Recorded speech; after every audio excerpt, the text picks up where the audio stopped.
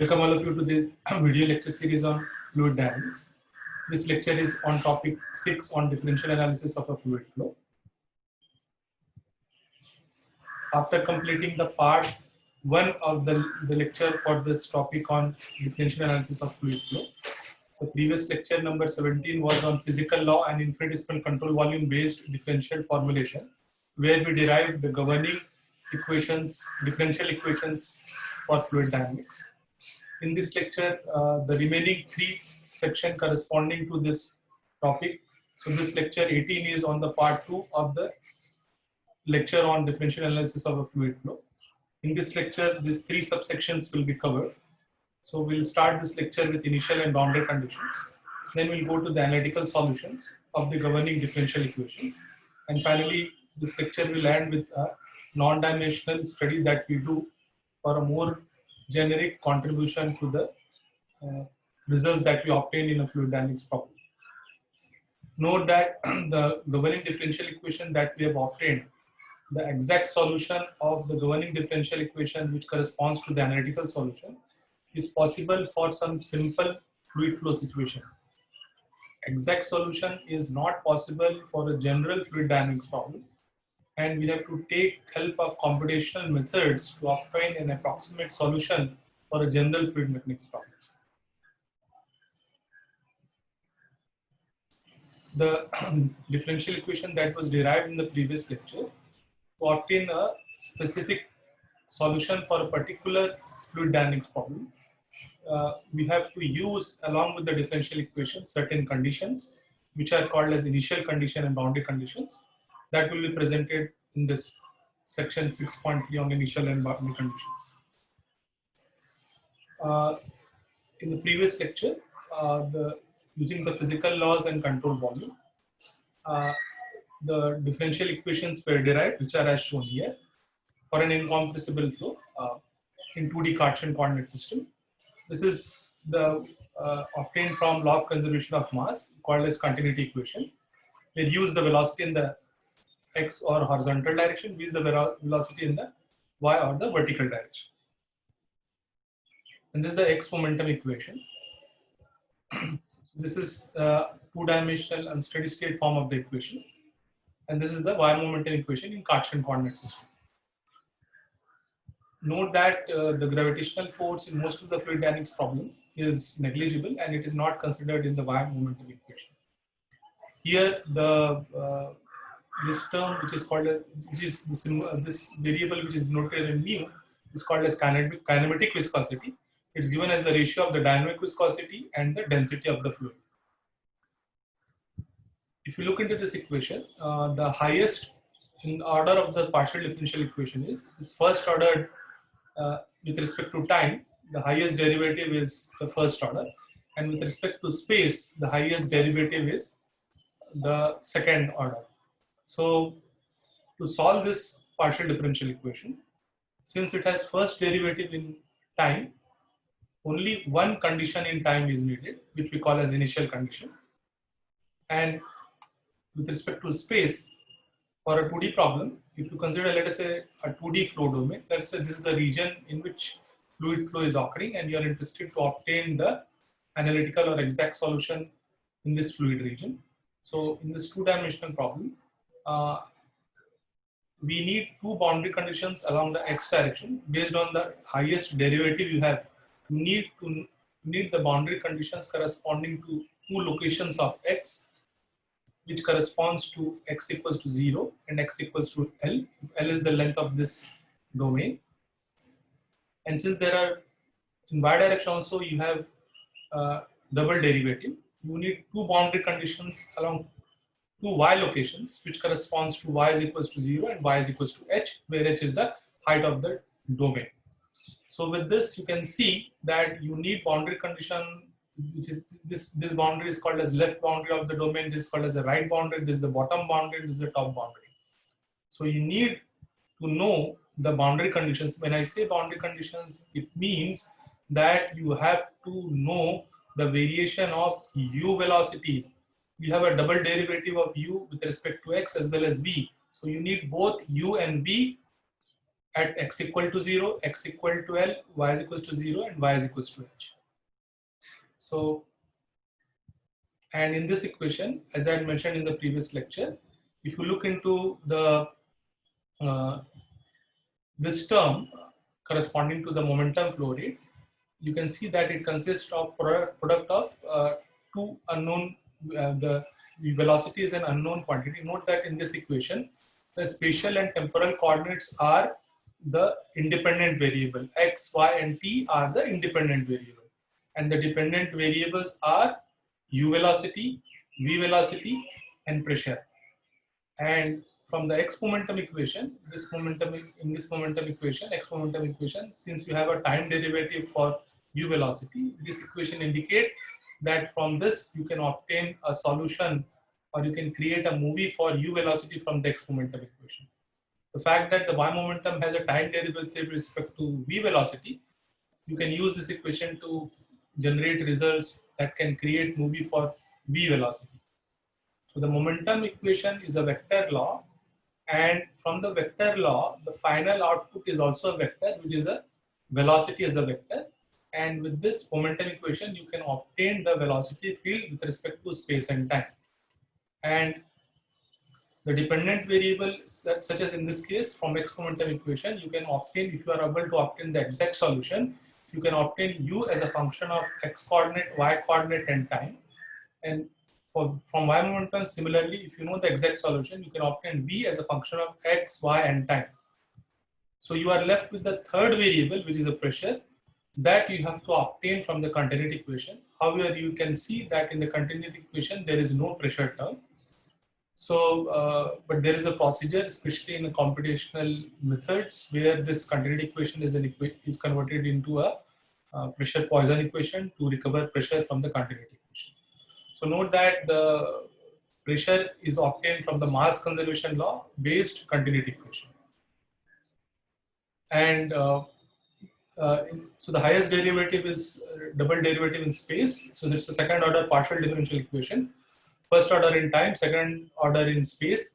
And this the governing equations is a nonlinear equation, because here you have the product of two unknown variables, the velocity and the gradient of the velocity. This is a nonlinear term corresponding to the momentum equation. So with this, you can note that you need one condition in time due to the fact that you have first derivative with respect to time. And since you have a double derivative with respect to x and y in a two-dimensional problem, you need the boundary condition all over the boundary. The boundary in this problem corresponds to x equals to 0, x equals to L, y is equals to L, 0, and y is equals to H. So at all these boundaries, you need to know this, the u velocities, v velocities, and pressure.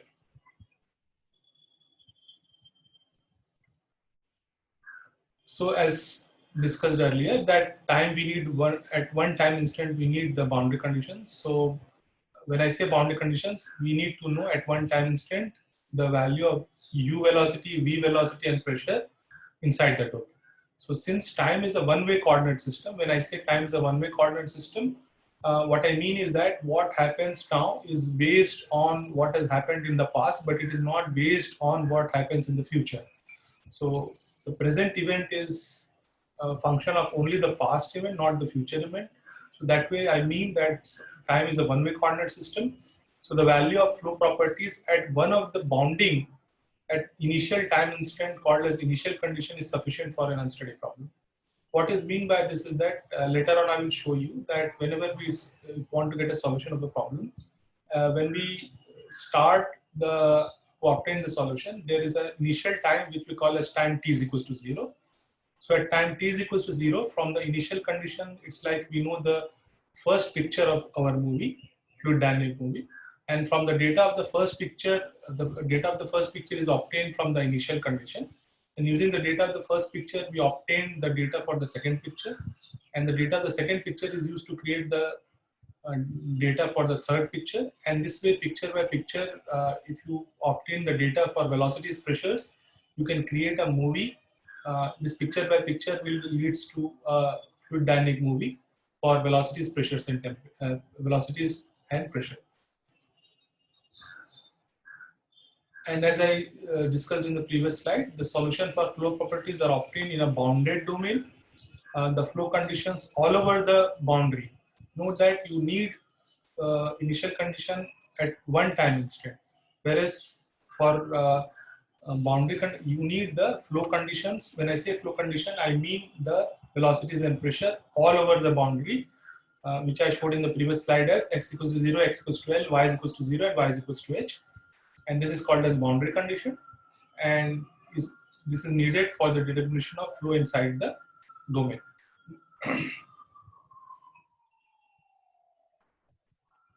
This is the definition of initial condition and boundary condition presented here. Initial condition is the prescription of the flow property inside the domain at one time instant, which corresponds to the time instant from which you want to start your movie. So this corresponds to time t is equals to 0. Whereas boundary condition is a condition of flow property all over the boundary of the domain for complete time duration. Note that at the boundary, when you apply the boundary condition, you need to prescribe the boundary condition of u, v, p for the complete time duration for which you are obtaining the solution. Okay, so you need to prescribe the values for the complete time durations. Whereas in initial condition is where you prescribe velocities, pressure for inside, and here you prescribe all over the boundary. But note that initial condition you prescribe the initial time instant, boundary condition you prescribe for the complete time duration for which you obtain the solution.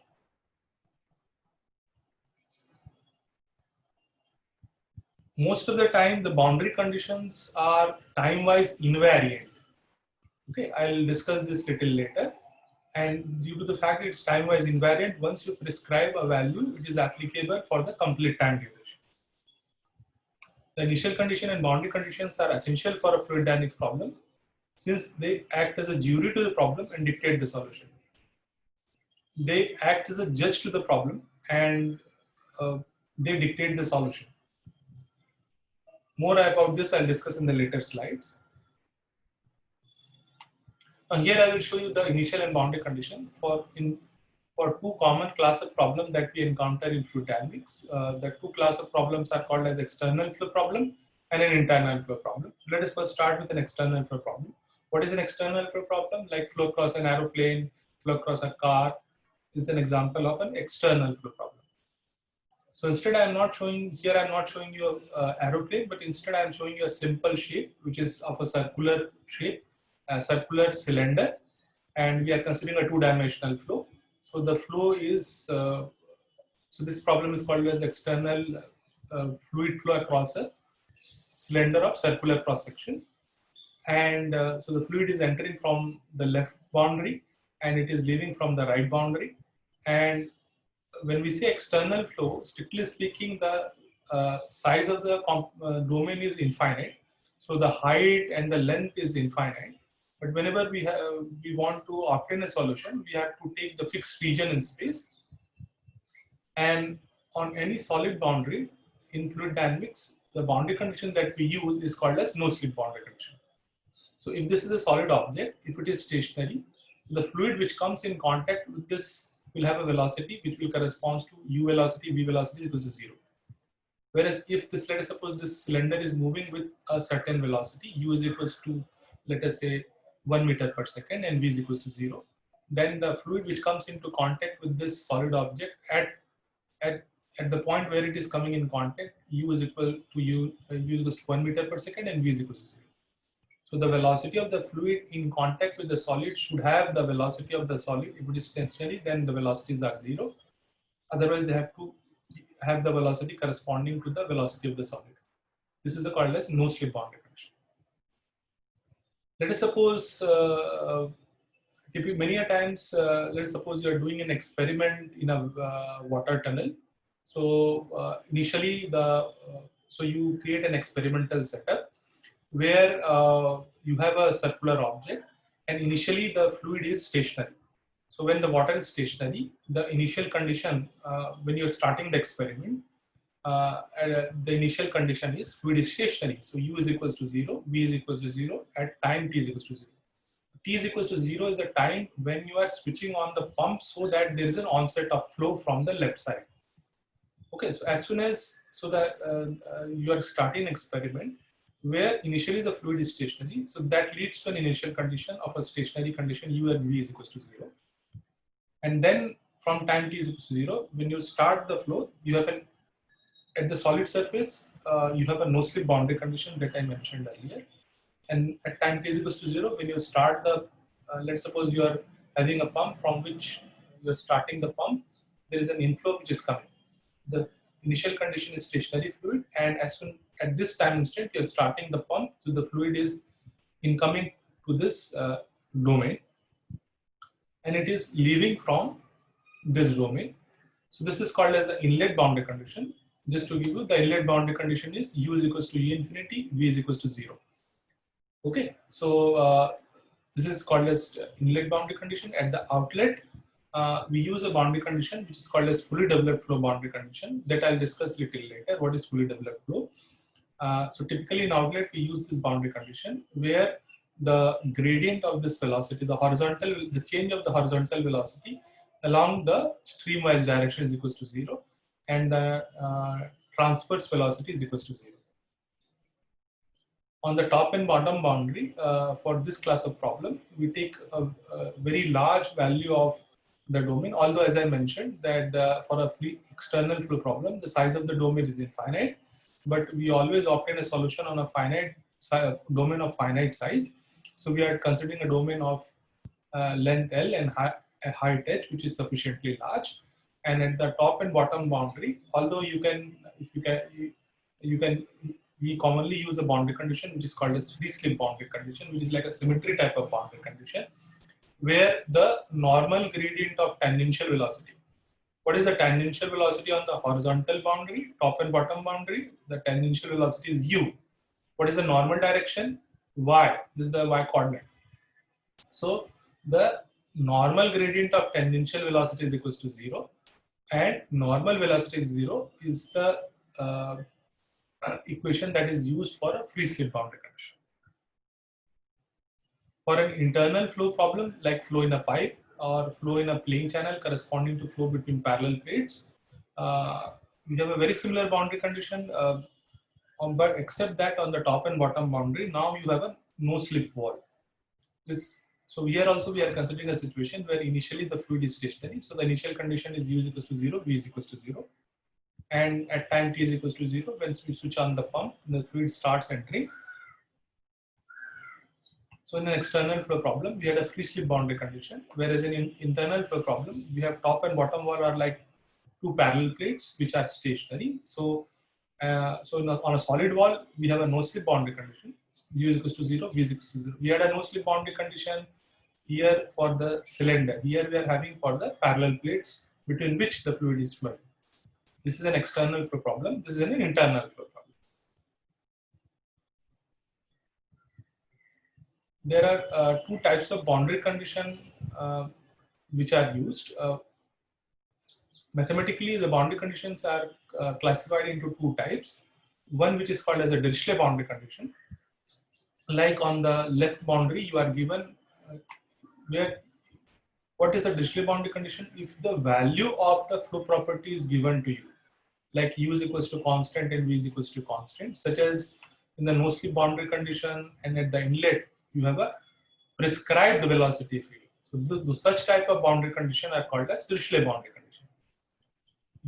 Another classification of boundary conditions is if you are given the gradient of the velocity, such as the free slip boundary condition and the outlet boundary condition, you are given the normal gradient is equals to 0. So such type of boundary conditions are Neumann boundary conditions. And so the free slip and outlet are the Neumann boundary conditions. These are the classification of the boundary condition. If you are given a specified velocity field, then it's a Dirichlet boundary condition. If you are given the normal gradient of velocity, it's called as Neumann boundary condition. Here again, in this case, it's an inlet boundary, and the boundary condition is equal to U infinity, V is equals to 0. And this is the outlet boundary, where the boundary condition is the normal gradient of streamwise velocity is equal to 0 and normal velocity equals to 0. I would like to point out that the boundary condition that I showed you in this slide, they are time-wise invariant. So these boundary conditions are applicable for the complete time duration for which you are doing an experiment. And you are doing an experiment where initially the fluid is stationary, and this is the time at which the inflow of the flow from the left boundary is getting initiated. So here I had shown you the initial condition, which corresponds to the velocities at time t is equals to 0, and boundary conditions which are here, which are given for the complete time duration for which you are doing the experiment or computations. Note that all fluid dynamic problem obey the conservation law. So the governing differential equation that was presented in the previous lecture is applicable for all the fluid dynamics problem. However, the results that you obtain varies from a problem to problem. And one of the major reason of the variation of the result from problem to problem is the initial and boundary conditions. For a particular problem, the resulting unsteady fluid flow varies with a change in the initial condition and boundary condition. Just to give you an example, let us consider that a car is moving at a certain velocity and it is entering in a tunnel. Let us have a situation where inside the tunnel there is a fan. Now let us suppose the fan is not switched on, so the fluid inside the tunnel, the air inside the tunnel is almost stationary. So when the car is entering in a tunnel where the fluid is stationary due to the fact that fan is off, so this is one initial condition. Now the second initial condition is if the car is entering into the tunnel and if you switch on the fan, then this is the second initial condition.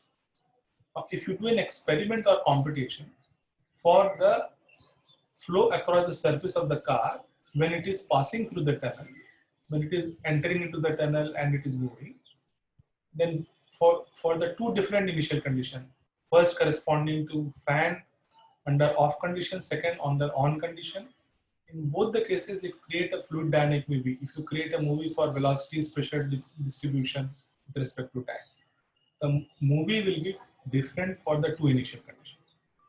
So you can see that the results are dependent on the initial condition, the time-wise variation. Now let us consider a second situation, whether the car is entering with a velocity of, let us say 40 meter per second or 40 kilometer per hour or 60 kilometer per hour. So if it is entering at a 40 kilometer per hour at the solid surface, the fluid which is coming in contact, it has a velocity of 40 kilometer per hour. If it is entering at a 60 kilometer per hour, the velocity of the fluid in contact with the solid surface of the car will be 60 kilometer per hour. And you know that depending on the speed of the car, the fluid dynamic movie will be different. So with this, you can understand whether this 40 kilometer and 60 kilometer basically prescribe the no slip boundary condition, and it has a great role into the results that you obtain for the fluid dynamic. So with this, I had given you an example for flow across a car, where I had taken the example of fan switched on and off for initial condition and the various speed of the car to explain you the role and importance of the boundary condition. Since the independent variable in the conservation law for the transfer process are spatial and temporal coordinate, I had mentioned in the previous slide when I showed you the governing equation that the independent variables are for a 2D problem, x, y, and time. X, y are the spatial coordinate, time is a temporal coordinate. Flow conditions at certain bounding temporal and spatial coordinates are essential. And the bounding temporal is time t is equals to 0, and for spatial we need all over the bound, and these are essential to obtain a unique solution. So when the car is moving at a certain speed, then you get a unique solution corresponding to that velocity. After presenting the initial condition and boundary condition, I will here present the analytical solution that is possible only for some simple fluid flow situation. Note that the analytical solution is extremely powerful in a sense. Like in a 2D problem, as I mentioned, the dependent variables are velocities and pressure. So if you know the exact solution of a partial differential equation is a function. So the functional form of the solution that you can obtain from an exact solution in general is u velocity, v velocity and pressure as a function of x coordinate, y coordinate and time. If you have function as a solution, it's extremely powerful so in such a way that you can substitute any value of x, any value of y and any value of time. So analytical solution or exact solution are like infinite resolution video camera. However, the exact solution for general fluid dynamics problem is till now impossible. It is as big as a problem that if you are able to obtain the exact solution for a general fluid dynamics problem and an exact solution for all the fluid mechanics problem, then definitely you will get the Nobel Prize. And it's as big as a problem that all the computational, like in fluid dynamics, there is a computational subject called as computational fluid dynamics. And this is what you call a CFD. And there are various companies which develop CFD software and which use the CFD software. So it is as big as a problem if you are able to obtain the exact solution for a general fluid dynamics problem, then all those companies have to close down. So here I am presenting the analytical solution for some simple fluid flow situation. That is, so we have an analytical solution for those certain situations. Here I am showing you a couple of situations, but there are other situations also. The first problem that I will consider is fully developed flow between parallel plates. And the second will be the fully developed flow in a pipe. Here I will discuss what I mean by fully developed flow later on. So let us consider the first problem corresponding to two-dimensional steady, laminar and incompressible fully developed flow between parallel plates. So this is a bottom plate, this is a top plate. We are considering a two-dimensional situation. So the width of this plate perpendicular to this plane is very large. The spacing between the plate is h. Let us suppose the fluid is entering from the left boundary with a horizontal velocity u infinity naught, v is equals to 0. So this is the inlet. And the top wall is moving with a constant velocity. So it's like a conveyor belt moving from left to right with a velocity u naught.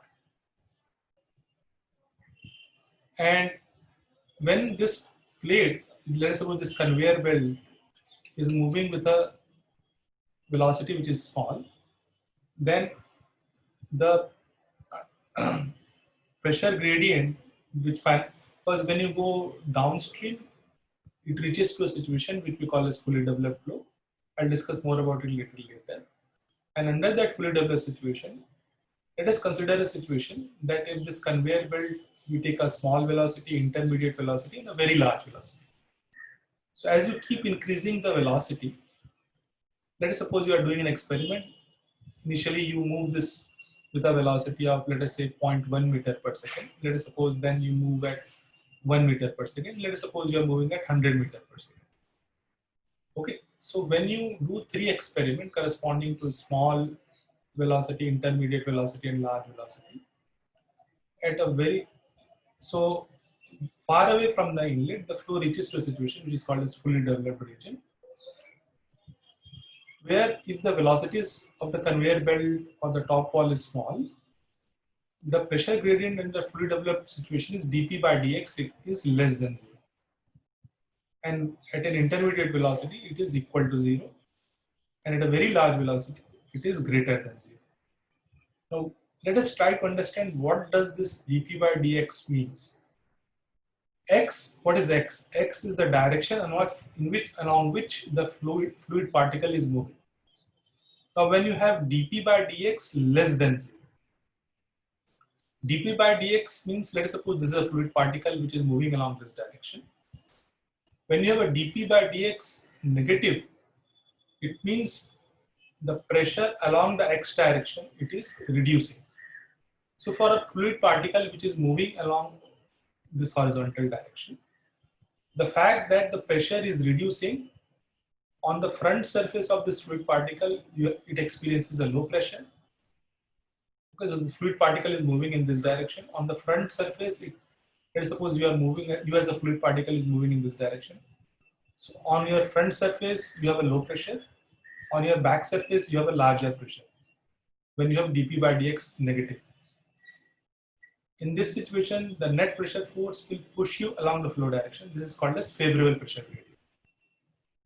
Okay, so this is, I had discussed this in my earlier lecture also. So dp by dx less than 0 leads to a situation where pressure on the front surface is less as compared to back surface. So the net pressure force pushes you along the flow direction. So this is a, when it pushes you, it basically accelerates you. So this is a favorable for us. This is called as favorable pressure gradient. Whereas if it is greater than 0, then you have an opposite situation. When the fluid particle moves ahead, the pressure is increasing. So the front surface, you experience a large pressure. There is a net pressure force which is opposing your motion. And this is called as adverse pressure gradient, because you want, then, because what will happen, let's suppose if you are moving on a road and on the front surface, if you are experiencing a pressure force which is trying to push you back, then if the pressure force becomes large enough, it will, instead of moving on the front side, you may move on the back side. That is called as flow separation. This is called dp by dx greater than 0 is called as adverse pressure gradient. Note that at the top wall, the fluid has to, the fluid velocity will be corresponding to the velocity of the wall. So let us suppose this u naught is the velocity. So when you have a small u naught, you get a velocity profile which is as shown here, where you can see from the, as you move up, this is the y direction, as you move up till center, the velocity is increasing, and above center, the velocity is reducing. Note at the top wall, you have a no slip boundary condition, and the velocity of the fluid particle at the top wall is equal to the velocity of this conveyor belt. This is corresponding to dp by dx less than 0. Okay, and just to give you an idea, when you consider flow in a pipe, you to transfer the fluid from one place to another, especially in an overhead tank, you commonly use a pipe. For that, you use a pump, where at the inlet of the pipe you have a larger pressure, and when the fluid it gets transferred from a lower height to the, let us suppose at the top of your building, then the pressure there is a reduction in pressure. So along the flow direction of the pipe, there is a dp by dx is negative, and but in flow in a pipe, at the top wall, you have a 0 velocity, you have a parabolic velocity. And then if you keep increasing this conveyor belt velocity, then at certain velocity, you have a dp by dx equals to 0. Under that condition, you get a linear velocity profile, where as y is increasing, the velocity is continuously increasing, where this is the velocity corresponding to the conveyor. If you increase the velocity further, you get a velocity profile which is like this. Now, as I mentioned, this is an adverse pressure gradient, and when a fluid particle is trying to move. Now, if you see if you consider a fluid particle close to the top wall versus a fluid particle which is close to the bottom wall, which will have the larger velocity? The fluid which is close to the top wall is moving with a velocity, the bottom wall is stationary. So the fluid particle that is close to the top wall, due to the no slip condition, it experiences a larger velocity which is trying to drag it along this direction. So the fluid particle which is near to the top wall has a larger streamwise momentum, x momentum flow rate. whereas the fluid particle near to the bottom wall has a smaller momentum flow rate. So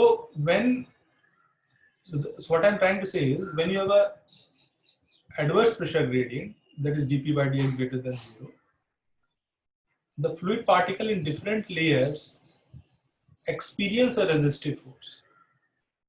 However, the x momentum flow rate is larger for the fluid near the top wall and smallest for the fluid near to the bottom wall. So when all the layers experience a resistive pressure force which tries to reduce its x momentum flow rate. However, the fluid particle near to the bottom wall, since due to the fact that they already have a less x momentum flow rate as compared to near to the top wall, their velocity reduces and the flow separation takes place, where you can see now there is a reverse flow. So you can see the velocity is in the negative direction. You have a minus u here. So as you are moving up, you can see up to certain height there is a negative velocity. Thereafter, the velocity is continuously increasing. So here you are having a reverse flow. This happens at a very large velocity. We are considering a flow problem where there is an inflow as well as the top wall is moving with a constant velocity. And we are interested to obtain the analytical solution for this problem. We are considering the situation, the flow is two-dimensional, steady, laminar, incompressible, and fluid. Whenever we want to obtain the analytical solution, we are interested in determining the velocity profile. This velocity profiles which has been shown, these are corresponding to a fully developed velocity profile. What is meant by fully developed is, I'll discuss this more in the later slides, but at this moment I will mention what is meant by fully developed is the flow is laminar. Let me first start with this. What is meant by flow is laminar means the fluid that is moving in a particular horizontal layer, it remains in that layer. Okay. And when we say fully developed, what I mean is that the velocity of a fluid particle in a particular layer along the flow direction is not changing. What does that mean? The x momentum flow rate of a fluid particle on a particular layer, horizontal layer, due to the fact that u velocity is not changing along the flow direction, the x momentum flow rate is remaining same. Although the x momentum flow rate in the different horizontal layer is different, the gradient, the streamwise gradient del by del x of x momentum flow rate is equals to 0 is what we mean by the fully developed. So at this axial location, is let us suppose flow is fully developed. If I draw the velocity profile in another axial location, you will get exactly the same velocity profile. This is what is meant by the fully developed condition. So then the fully developed condition, del u by del x at a particular, at any y is equals to 0. So we will use this condition, steady flow, del u by del x fully developed is equals to 0 for fully developed flow. And we are considering a laminar flow. We are considering an incompressible flow. And we are interested to determine the velocity profile under fully developed condition as the analytical solution. We are also interested to know because you can calculate the gradient of the velocity del u by del y, and you can calculate the shear stress profile. We are also interested to obtain the pressure gradient dP by dx under fully developed condition. So when I say that we are interested in obtaining the analytical solution, we will obtain expressions for the u as a function of y, shear stress tau yx is a function of y, dP by dx. Okay, so these are the solution that we will obtain. To obtain the analytical solution, we start with the governing differential equation. We will use both momentum and continuity equation. This is a problem corresponding to flow between parallel plates. So it's a Cartesian geometric problem. we are considering a two-dimensional problem. So it will consider the x momentum and y momentum. So let us first start with the x momentum equation. So these are the steady velocity profile, the steady fully developed laminar velocity profile. So we start with the x momentum equation. Due to the fact that we have a steady situation, steady flow means the time derivative is 0. So due to the steady flow assumption, time, this is 0. We are using, as I mentioned, when I say fully developed flow, the streamwise variation of x momentum flow rate at any y location is equal to 0. So del u by del x equal to 0. So due to this fully developed flow assumption condition, we have del u by del x 0. Now, when del u by del x is 0, del square u by del x square is equal to 0. And now in this equation, we will apply continuity equation. What is continuity equation for a two-dimensional? Del u by del x equals to 0 plus del v by del y equals to 0. Now, in the continuity equation, we already have del u by del x equals to 0. So in the continuity equation gets simplified into del v by del y is equals to 0. The continuity equation is del u by del x first term plus del v by del y second term is equals to 0.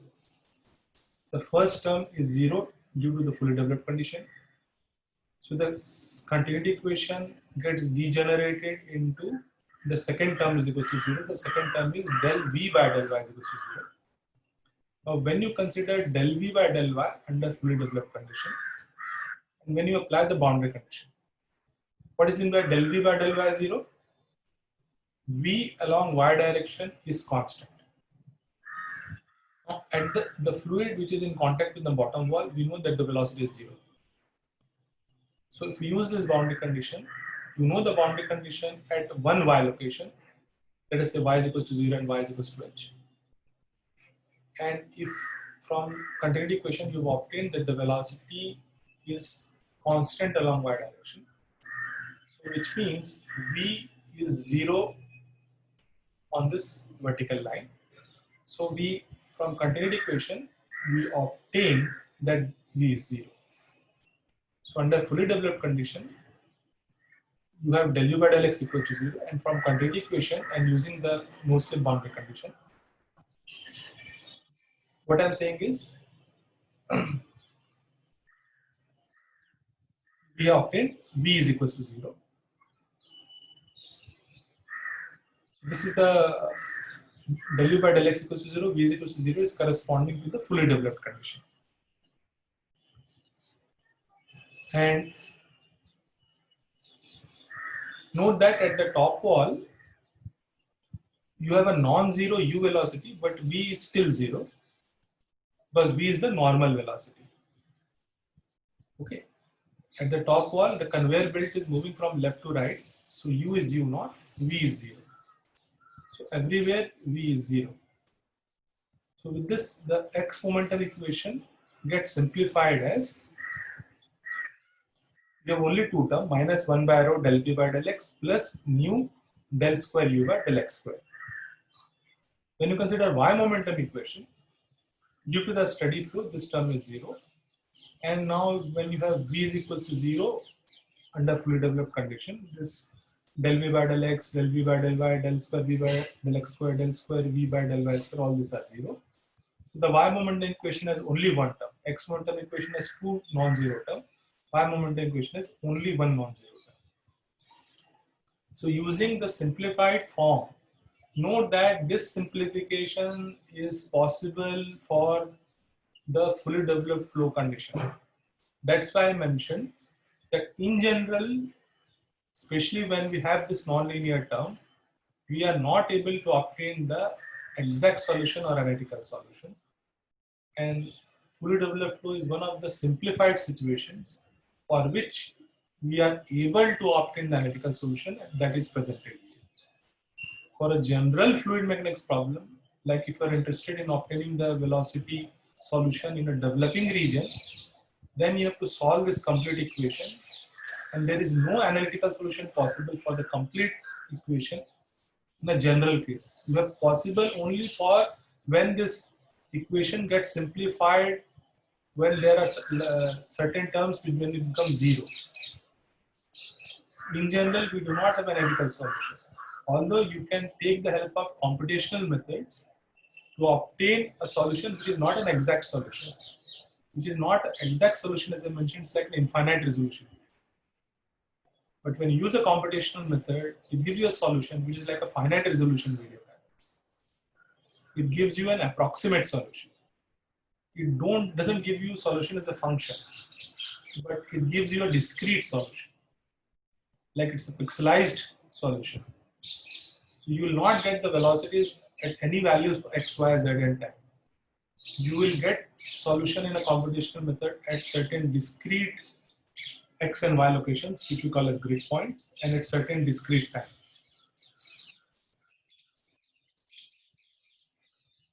So, as I showed you in the previous slide, that in the x momentum equation you have two non-zero term, and in the y momentum you have one term. Note that when you have del p by del y is equal to 0, pressure is not varying with respect to y, then this partial derivative becomes a total derivative.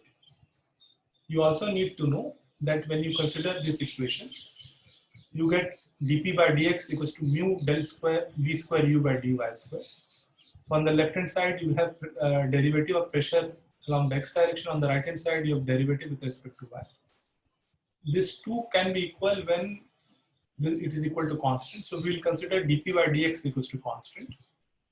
Because if you are having left hand side and right hand side, where left hand side has a derivative with respect to x, right hand side has a derivative with respect to y, the equality is possible only if the left hand side is equals to right hand side is equals to constant. So we will consider dp by dx as a constant quantity, and then you are having a second order ordinary differential equation with a constant which is corresponding to dp by dx, and you can obtain its analytical solution very easily. Basically, you will integrate it twice, and once you integrate it, you get two constants, and those two constants you will obtain by using certain boundary conditions. What are the boundary conditions? You will apply the boundary condition at two locations of y. Now, what are the locations of y? What are the bounding values of y? The bounding values of the y is equals to 0, which is bottom one, and y is equals to h. Y is equals to 0, what is u? 0. Y is equals to h, u is equals to u naught. So these are the boundary conditions. You integrate, when you integrate for the first time, you get one constant. When you integrate it twice, you get a second constant. And this, applying the boundary conditions and substituting the resulting constants a and b, we finally obtain the velocity profile as shown here. Once you know the velocity profile, you can obtain the shear stress profile, tau yx, tau in the y plane in the x direction. Y plane is a horizontal plane. Shear stress profile you will obtain from the velocity profile by tau yx is equals to mu del u by del y. So you take the first derivative of this, and you will obtain tau yx as this. You can calculate the volumetric flow rate. Basically, the expression for volumetric flow rate is you take the integral of u dy and integrate the limits of y, integrating from 0 to it. So basically taking the velocity profile. So basically you are obtaining the area under the velocity profile which I had shown, which will lead you to the this volumetric flow rate. So when you substitute this u and integrate from 0 to h, you will obtain the volumetric flow rate as this. You can also obtain the average velocity, because for an incompressible flow, when you divide this volumetric flow rate with the height of the spacing between the two plates, that is h, you can obtain the average velocity which is shown here.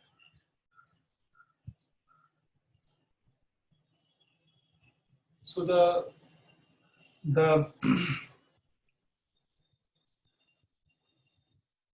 problem that I presented originally presented corresponds to what we call as this problem where you have inlet flow and the top wall is moving. This is called as Poiseuille wet flow. However, if this is 0, then this becomes a wet flow. What I'm saying is there is no inflow. The fluid is stationary and only the top wall is moving like a conveyor belt. Then in that case, we call it as a cuvette flow. And in the cuvette flow, you will either get this solution or this solution. The other case is if this wall is stationary and the fluid is entering from the left side. This is called as Poiseuille flow.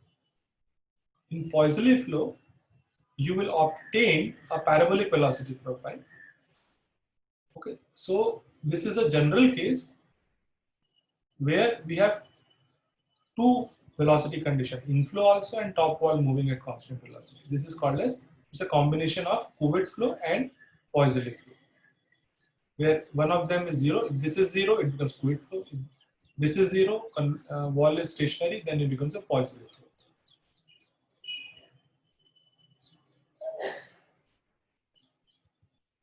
So as I mentioned, if the top wall is 0, then you have a Poiseuille flow, and in a Poiseuille flow, you have dP by ds less than 0. Pressure reduces along the flow direction. Plane Poiseuille flow corresponds to flow between two parallel plates. Flow in a pipe, we call Poiseuille flow. We don't use the word plane. And for flow in a pipe or for flow in a plane channel, you have dP by dx less than 0. Pressure reduces along the flow direction. When you have the other velocity, that is inflow is equals to 0, then we call this as plane cuvette flow. And here you can have dP by dx equal to 0, or you can at very large velocities, at very large wall velocities, you can even have dP by dx greater than 0. The general case is this plane cuvette flow. Then there can be two cases. Small velocities, you have dP by dx less than 0, which I have mentioned earlier. It's a favorable pressure gradient. And at a very large velocity, you have dP by dx greater than 0. This is an adverse pressure gradient, which leads to the flow separation that near the bottom wall that I discussed in detail while introducing this problem. Now, from the general case, let us take the plane Poiseuille flow. In a plane Poiseuille flow, the top wall is stationary and you have dP by dx less than 0. Here I will discuss the fully developed flow in more detail. So here the top wall is stationary, the fluid is entering from the left boundary. So let us consider initially the fluid is stationary, and at certain time instant t is equals to 0, you are initiating this inflow. When the bottom wall is stationary, when the fluid is moving, then what happens at the bottom wall, you have a no-slip boundary condition. So the fluid particle in contact with the bottom wall has to be stationary. So gradually the fluid velocity increases. Okay, so there is a thin layer within which the velocity is increasing. And the thickness of that layer gradually increases along the flow direction. And at any action location, the thickness of the layer in which the velocity is varying from 0 to a certain velocity, this is called as boundary layer thickness. This thin layer whose thickness increases along the flow direction, this is called as wall bounded layer or a boundary layer. And this delta represents the boundary layer thickness. Now, you have this thin layer or boundary layer growth on the bottom wall as well as top wall. There it will have a boundary layer is just shown here, it's symmetric. And the boundary layer meets at the center line, horizontal center line between the two parallel plates. The spacing between the parallel plate is shown here as h. This is the x coordinate and y coordinate. So if you see the velocity profile, let us suppose this is the inlet velocity, let us suppose it's 1 meter per second. The question that comes to mind is if you go along the flow direction, let's suppose in this location, as I mentioned, from here to here, in this boundary layer, there is a velocity gradient, and outside it, there is no velocity gradient, so the velocity is constant. Now the question is this constant velocity, whether it should be equal to the inlet velocity or it should be greater than or it should be less than. Now since we are having a situation where what we call an incompressible flow, so in an incompressible flow, if you apply the mass conservation, okay, so if you apply the mass conservation for a general case, the mass flow rate has to be conserved. So when you say mass flow rate, it includes density, velocity, and the area. But for an incompressible flow, density is same. So the product of the volumetric flow rate is conserved. So what this means is that if you take the integral of u dy 0 to h at the inlet, integral of, so the volumetric flow rate at the inlet will be integral of u dy 0 to h. It will come out to be u infinity naught into h, but this is uniform, so integrand is constant. Whereas here you can see that it is starting from a 0. So basically what I'm trying to say is the area under this integral and the area under this u infinity h should be same. If that has to be same, then the center line velocity, the constant velocity that you have from volume conservation for incompressible flow. Note that the fluid, if you take this as a control volume and use an integral analysis, which was presented in previous topic, this is a solid volume, so the mass, there is no more mass outlet. Whatever fluid is entering from here, it has to leave from here. And the volumetric flow rate here and the here has to be same.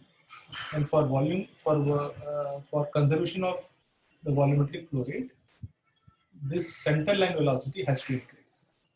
If you move further downstream, when it becomes fully developed flow, it further increases. In fact, for flow between parallel plates, what is in the fully developed flow is once the boundary layer meets, at this location you get a parabolic velocity profile. If you go to the next axial location, another axial location, you get the same axial velocity, which means du by dx at any y location, the variation of u velocity along the x direction. So when you are in this region, which is called as developing region or inlet region, the velocity profile here at the inlet you have a flat velocity profile. Here you have like a top hat velocity profile. The velocity profile is changing in this inlet or fluid development. But once the flow becomes fluid developed, this velocity profile is invariant at various x downstream x locations. So in the developing region, you can see that there are two regions, region inside the boundary layer and the region outside the boundary layer. Now when you see region outside the boundary layer, there is a certain height in which the velocity is constant, and the height is reducing along the flow direction. The height of the fluid where you have a constant velocity is reducing along the flow direction. This region is called as core flow region. So you have two regions, boundary layer region, and outside the boundary layer region, you have a core flow region. Note that this is also a boundary layer region, this is also a boundary layer. And this converging section is the core flow region. What is happening in the core flow region? The core flow region, the x momentum flow rate is increasing. So the inertia of the flow, x momentum flow rate increasing means the inertia of the flow along the x direction is increasing. And once the flow becomes fully developed, in the core region you can, as I mentioned, the x momentum flow rate is increasing. But in the fully developed region, the x momentum flow rate remains constant at various y locations. So for the fully developed region, so this is the definition of the fully developed region, that the del u by del x equals to 0, and if you apply a continuity equation for an incompressible flow, v is equals to 0. This is the velocity profile that has been derived, that I presented earlier for plain Poiseuille Couette flow. But in a Poiseuille flow that we are considering here, u naught is equals to 0 as shown here. So if substitute u naught is equals to 0, you get the analytical solution for the fully developed streamwise velocity profile as this. And in this, if you substitute, if you want to know the maximum velocity, this is y is equals to 0, this is y equals to h by 2. So if you substitute y is equals to h by 2, if you substitute y is equals to h by 2, you get u max as this minus h square by 8 mu. Here if you substitute h minus h by 2, you get h by 2, and here also it's h by 2, so it becomes h square by 4, and here you have 2, so it becomes minus h square by 8 mu dp by dx. If you take the ratio of these two, then you get u by u max equals to 4y by h, 1 minus 5 by h. Now you can take calculate the volumetric flow rate by taking this velocity profile integral 0 to h, and by volume conservation. You can calculate the average velocity. The average velocity is equal to the inlet velocity. The volumetric flow rate is equals to this is the volumetric flow rate from that you've obtained from the velocity profile, and here you're interested to obtain the average velocity. So here you can see that this h cancels down, and u max is equals to 3 by 2 u average. From this you get u max equals to 3 by 2, that is 1.5 u average. So if you substitute this u max as 1.5 times of u average, from here you can obtain an expression for dp by dx. Okay, so this is u max is 3 by 2 u average. So using this and this, you can obtain dp by dx, which comes up to be minus 12 mu by h square u average. And so with this, I have shown you analytical solution for the velocity profile, and I have also shown you the expression for the volumetric flow rate and the dp by dx. If I substitute u max equals to 1.5 times of u average, then I can get the ratio of u by u average, which is later on I'll show that it also called as non-dimensional velocity profile, is equals to 6 u by u average, because here I have 1.5, so 4 into 1.5 is 6. So you get 6 into small y by h, 1 minus y, small y by h. The small y by h I am denoting by capital Y. So this is the expression for the velocity profile u by u average, 6y into 1 minus y. And so you can see this u max at the center is 50% more than the inlet velocity. In a pipe, in the later slide I will show you, it is 2 times of inlet velocity for flow in a pipe, but between parallel plate it is 1.5 times. So from the flow between parallel plates, where we started with the general situation, where we considered the top wall moving at a constant velocity along with the inflow, and then we take a simplified situation of plain Poiseuille flow. Let us move into the Poiseuille flow corresponding to fully developed flow in a pipe.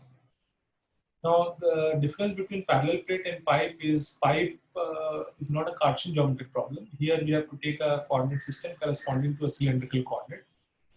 Although I had shown you the derivation of the governing differential equations for in Cartesian coordinate, but a very similar procedure can be used to derive the governing differential equation in cylindrical coordinate. And for flow in a pipe, it has been found that finally you get a fully developed velocity profile is like a paraboloid. So it is axisymmetric in nature.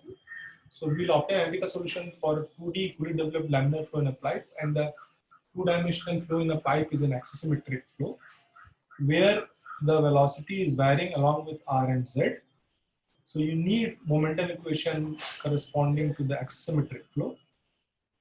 So here the 2D case corresponds not to xy but corresponds to rz. The radius of the pipe is shown here as a, and the center of the pipe is the origin, this is the axial direction Z, this is the radial direction. The velocity along the axial direction is denoted by W. So note that we'll obtain the velocity profile, fully developed velocity profile for W, and use the velocity along the radial direction. So this is the velocity with which the fluid is entering along the axial direction. And as shown in the earlier slide, as you move to the downstream equation, the axial velocity in the core region increases. And when it becomes fully developed, it is, I'll show you the derivation, it is 2 times of the inlet velocity. Similar to what I showed in the previous slide, if you consider the R and Z momentum equation, and if we apply the simplification corresponding to steady flow, two-dimensional flow, laminar, incompressible, you can obtain the simplified form from the axisymmetric momentum equation, R and Z. This is the simplified Z momentum equation, this is a simplified R momentum equation. Note that along the radial direction, the surface area increases as R increases. So there is a variation between the radial and between the the cylindrical and Cartesian in this term. But here you have again a second derivative. So here again you have to obtain an analytical solution corresponding to second order ordinary differential equation with a constant. This will be constant dp by dz. Here also you need to integrate, but you need a boundary conditions corresponding to 2 R location. So we take the R location at R is equals to 0. You can see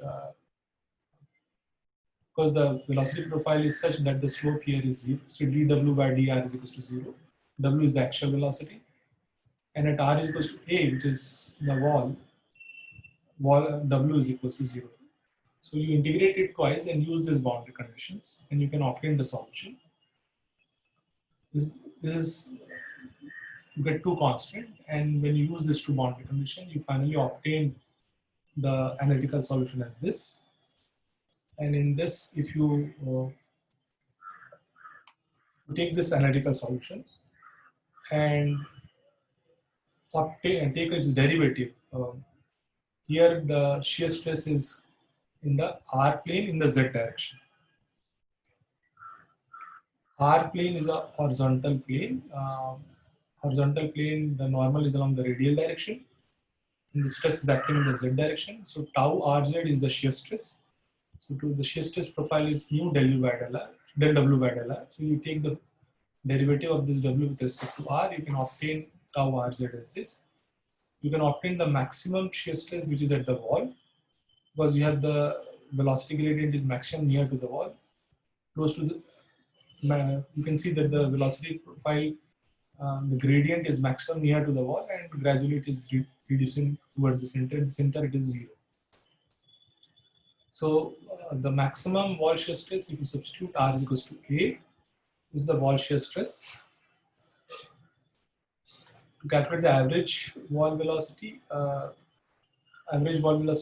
multiplied by the area of the pipe, pi a square is equals to integral of 0 to a w 2 pi r dr, and you substitute the w here, and then you can obtain the average velocity as this. And from this you can obtain dp by dx in terms of the average axial velocity. And you can take the ratio of w and w average. You can substitute dp by dz from dp by dz you can substitute from here to this equation, and you can obtain w by w average. It will come out to be 2 times of 1 minus capital R square, where capital R is equals to small r divided by A. The ratio of this two velocity w by the average velocity is called as a non-dimensional fully developed velocity profile. I'll discuss what is non-dimensional velocity and non-dimensional radius length scale in the next topic on a non-dimensional study. So this is a non-dimensional axial velocity profile, and as I mentioned earlier, this too indicates that the fully developed maximum velocity profile is 100 times more than the inlet velocity profile. Inlet velocity.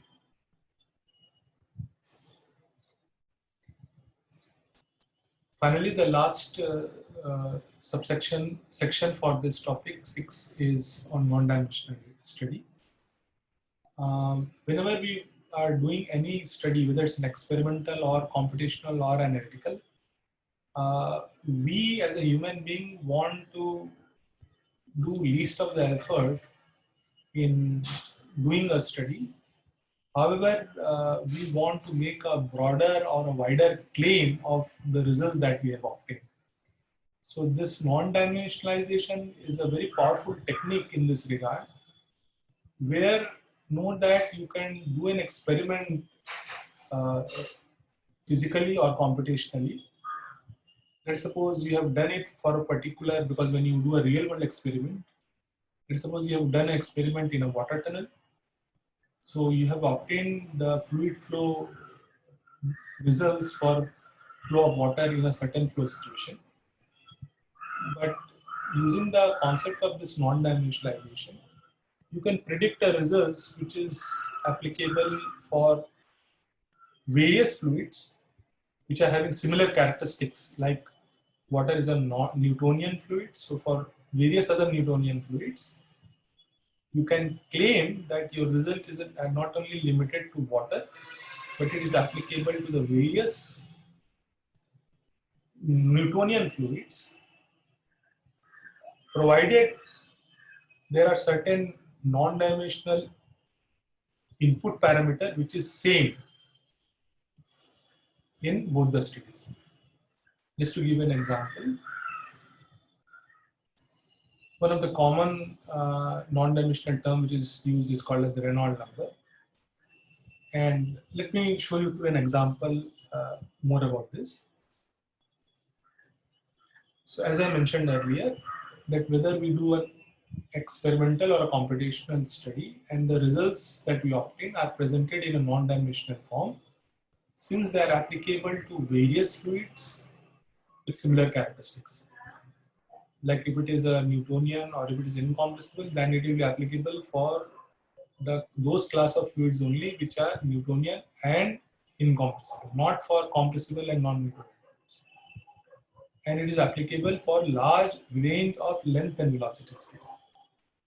So let us take a problem of a fluid dynamics problem of flow across circular cylinder, and I'll discuss this concept of non-dimensionalization through this example problem. Let us suppose you have done a experiment in a water tunnel. So you take a water tunnel where, let us suppose this is the top wall of the water tunnel, this is the bottom wall, and you have a cylinder, and you have a pump through which the fluid is entering from the left side. And let us suppose you have measured the forces that act on this cylinder. The force which is acting along the flow direction we call is the drag force, because when the fluid is flowing, it tries to drag it. Like if you're standing in a river and if you want to hold into certain location, you can realize that when the river water is flowing from left to right, it tries to drag you. So this is the drag force. And there is another force that acts if the flow velocities are reasonably large. It is also fluctuating in nature, which we call as the lift force. Like for flow across an aeroplane, there is a lift force which acts, which varies. So this lift force, so there are actually the hydrodynamic resultant force is in inclined direction. These are the two components. This is the component of the hydrodynamic force along the flow direction. This is along the orthogonal direction. This is called as drag force, and this is the lift force. So if you do an experiment with water as the fluid and calculate the drag force and the lift force, then if you present your results in such a way in a non-dimensional form. Now what is the non-dimensional form? Whenever we want to present our result, we present our results saying that you have to tell what are the input parameters in our study and what are the output parameters. So you have done an experiment where input parameters are the fluid like water, which has certain density and viscosity. You have done with a certain flow velocity u infinity, you've done with a particular size of the cylinder, there's the diameter of the cylinder. So the dimensional input parameters are U infinity, D, density of the fluid, viscosity of the fluid. So these are the input parameters. And what are the dimensional output parameters? Drag force and lift force that you have measured in your experiment.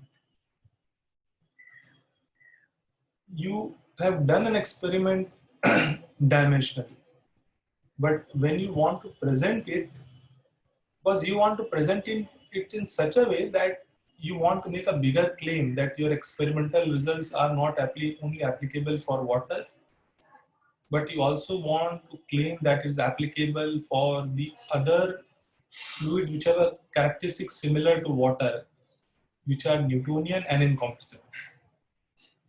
So then you say that we will use the concept of non-dimensionalization, and there we define input parameter as what we call as Reynolds number, which is basically a non-dimensional number, because if you take the dimension of this density, velocity, diameter and this dynamic viscosity, you will find that this is a dimensionless quantity. There is another beauty of this is that when you use a non-dimensional technique, the number of input parameter has reduced. Here, there were 3 input parameters: thermophysical property of the fluid, the inlet velocity, and the diameter. Whereas when you define this input, you have only one input parameter. So the number of input parameter in dimensional study there are 3, whereas in non-dimensional there is only one input parameter. So when you do a computation, rather than varying the fluid U infinity and D, in a computational or analytical study, you can vary only a single parameter. The number of input parameters are reduced. And another thing you can note is that you have done a study for a particular fluid, but you can claim that if you present your output in a non-dimensional form. Now, how you can present your result in a non-dimensional form, I will show you here. In your experiment, you might have obtained the lift force and drag force, but using a non-dimensional technique, you can convert this lift force by dividing by certain quantities so that it becomes non-dimensional. Typically, these forces are divided by 1/2 rho U infinity square D, where U infinity is the inlet velocity, D is the diameter of the cylinder. And this FL by this 0.5 rho U infinity, this is called as lift coefficient, and this is called as drag coefficient. This FL, FD are the dimensional lift and drag force. CL, CD are called as, so these are non-dimensional representation of lift force called as lift coefficient. This is a non-dimensional representation of drag force called as drag coefficient. So if you have done an experiment where you have calculated this FL, FD, you have done with a particular U infinity, particular D. So you substitute those values, and if you have you present your result in a non-dimensional form where you say that in my experiment or computation, I have obtained this CL and CD, and then you can claim that my results are applicable for other Newtonian and incompressible fluid, provided that in all those cases the Reynolds number is same. Because this Reynolds number is a non-dimensional input parameter. So whatever may be the fluid, the Newtonian incompressible fluid, but if all of them are having the same Reynolds number, and the same Reynolds number can be obtained by various combinations of fluids U infinity and D. So that way you are claiming a result which is independent of fluid, independent of inlet velocity, independent of diameter. However, when you present your result, it is applicable for a certain value of Reynolds number. Let us suppose you have done an experiment where you found that Reynolds number has come out to be 100, and you have presented your results of CLCD corresponding to Reynolds number of 100. then you are saying that my result is not only restricted to water or certain uniformity that you have taken in your experiment, certain diameter, but it is applicable for other uniformity, diameter and fluid, provided in all those cases the Reynolds number is 100. So this way, advantage of a non-dimensional study over a dimensional study is number of input parameter gets reduced. Such as in the example problem, you have only one non-dimensional input parameter Reynolds number as compared to three different input parameter dimensional. You have U infinity, D, and thermophysical property. So the number of input parameter get reduced, that results in lesser effort, especially in a computational analytical study for a comprehensive study. Results, as I mentioned, becomes generic in nature, not specific to a particular fluid, geometric dimension, diameter of the cylinder, and input velocity, inlet velocity. So as I mentioned, as a human being, we always want lesser effort for a more generic result-based wider claim, and that is possible through a non-dimensional study.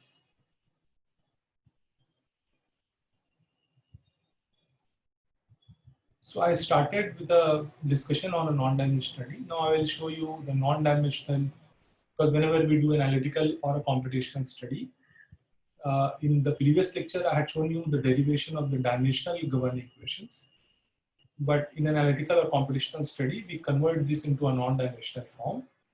So to convert this into a non-dimensional form, basically we have certain length scale, and just to give an example, let me go back to the problem.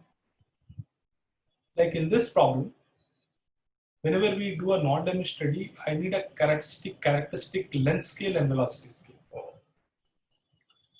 So in this problem, there is at least one velocity and one length scale which is given to you. Any fluid mechanics problem you take. Such as in this problem, you are given U infinity as the velocity and D as the length. So when we do a non-dimensional study, we have to take a velocity scale. In certain problem, you have more than one velocity or more than one length scale prescribed. But you have to pick one of those, one of the velocity and one of the length scale as characteristic velocity and length scale for non-dimensionalization. Okay, so this is basically the characteristic velocity and the characteristic length scale which we have used in our non-dimensionalization. Okay, so the Reynolds number also that we have defined consists of a characteristic velocity and characteristic length scale and the thermophysical property. Any non-dimensional variables you have to consider a characteristic length and velocity scales. So this for non-dimensional, this I'll call as UC characteristic velocity. For this problem, it is U infinity and LC is D. But in that derivation, I am showing you a generic expression. For cylinder problem, LC is D and UC is U infinity. But for some other problem, you may have to pick the appropriate one. We have X, Y, and time as the input independent variable, and we have velocities and pressure as an output variable. All this variable, if we have to convert this dimensional equation into a non-dimensional equation, we have to do a mathematical operation where first we have to define the non-dimensional parameter.